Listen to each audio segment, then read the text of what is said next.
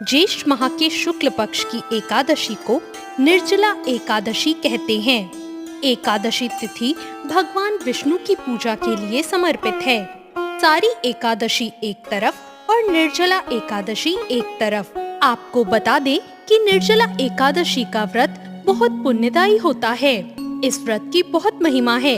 कहा जाता है कि सभी एकादशी व्रत का पुण्य यह निर्जला एकादशी व्रत दे देता है। मान्यता है कि पांडव भाइयों में से भीम ने ज्येष्ठ माह के शुक्ल पक्ष की एकादशी को बगैर जल ग्रहण किए एकादशी का व्रत किया था। भीमसेन व्यास जी से कहने लगे, हे पितामह, भ्राता युधिष्ठिर, माता कुंती, द्रौपदी, अर्जुन, नकुल और सहदेव आदि सब एकादशी का व्रत करते हैं, परंतु महाराज मैं उनसे कहता हूँ कि मैं भगवान की शक्ति पूजा आदि तो कर सकता हूँ, दान भी दे सकता हूँ, परंतु भोजन के बिना मैं नहीं रह सकता। इस पर व्यास जी कहने लगे, हे भीमसेन, यदि तुम नरक को बुरा और स्वर्ग को अच्छा समझते हो तो प्रति माह की दोनों एकादशियों को अन्न मत खाया करो। भीमसेन कहने लगे, हे पितामह, मैं तो पहले से ही कह चुका हूँ कि भूख को मैं सहन नहीं कर सकता।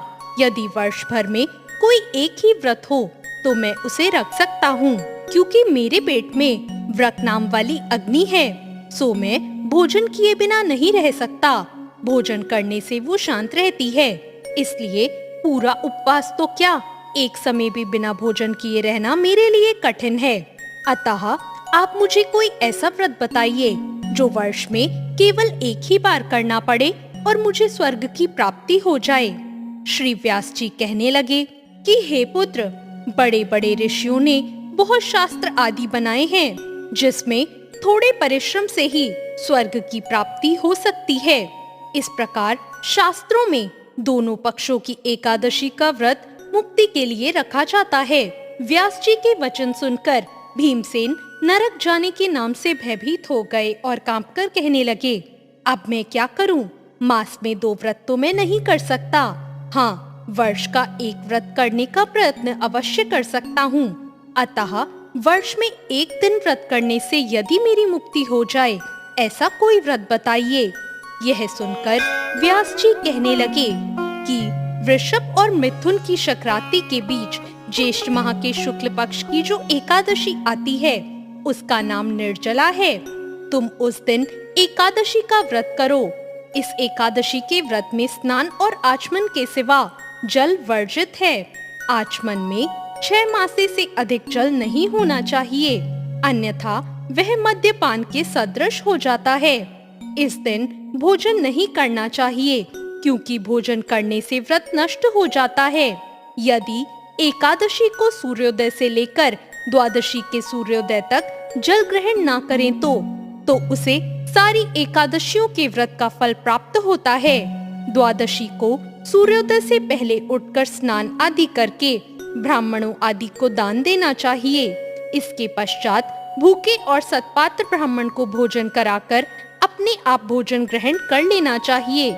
इसका फल पूरे एक वर्ष की संपूर्ण एकादशियों के बराबर होता है।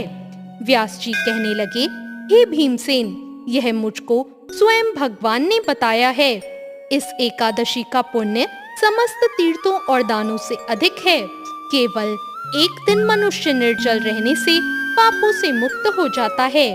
जो मनुष्य निर्जला एकादशी का व्रत करते हैं, उनकी मृत्यु के समय यमदूत आकर नहीं घेरते और भगवान के पार्षद उसे पुष्पक विमान में बिठाकर स्वर्ग को ले जाते हैं। अतः संसार में सबसे श्रेष्ठ निर्जला एकादशी का व्रत है, इसलिए यत्न के साथ इस व्रत को करना चाहिए। उस दिन ओम नमो भगवते वासुदेवाय मंत्र का उच्चारण करना चाहिए और गोदान करना चाहिए। इस प्रकार व्यास जी की आज्ञानुसार भीमसेन ने इस व्रत को किया। इसलिए इस एकादशी को भीमसेनी या पांडव एकादशी के नाम से भी जाना जाता है। निर्जला व्रत करने से पूर्व भगवान से ये प्रार्थना करें कि हे भगवान, आज मैं निर्जला व्रत करता हूँ, दूसरे दिन भोजन करूँगा। इस व्रत को श्रद्धा पूर्वक करूँगा, अतः आपकी कृपा से मेरे सब पाप नष्ट हो जाएं। इस दिन जल से भरा हुआ एक घड़ा वस्त्र से ढककर स्वर्ण सहित दान करना चाहिए। जो मनुष्य इस व्रत को करते हैं उनको करोड़ों पल सोने के दान का फल मिलता है, और जो इस दिन यज्ञादि करते हैं उनका फल तो वर्णन ही नहीं किया जा सकता। इस एकादशी के व्रत से मनुष्य विष्णु लोक को प्राप्त होता है। जो मनुष्य इस दिन अन्न खाते हैं वे चंडाल के समान हैं। वे अंत में नरक में जाते हैं। जिसने निर्जला एकादशी का व्रत किया है वह चाहे ब्रह्म हत्यारा हो, मद्यपान करता हो, चोरी की हो या गुरु के साथ द्वेष किया हो, मगर इस व्रत के प्रभाव से स्वर्ग को जाता है। हे कुंती पुत्र, जो पुरुष या स्त्री श्रद्धा पूर्वक इस व्रत को करते हैं उन्हें अग्रलिखित कर्म करने चाहिए। प्रथम भगवान का पूजन, फिर गोदान, ब्राह्मणों को मिष्टान व दक्षिणा देनी चाहिए तथा जल से भरे कलश का दान अवश्य करना चाहिए। निर्जला के दिन अन्न, वस्त्र, जूती आदि का दान भी करना चाहिए। जो मनुष्य भक्ति पूर्वक इस कथा को पढ़ते या सुनते हैं उन्हें निश्चय ही स्वर्ग की प्राप्ति होती है। तो ये थी निर्जला एकादशी की व्रत कथा। आपको ये कथा कैसी लगी कमेंट करके जरूर बताएं। चैनल को सब्सक्राइब करें, वीडियो को लाइक करें। धन्यवाद।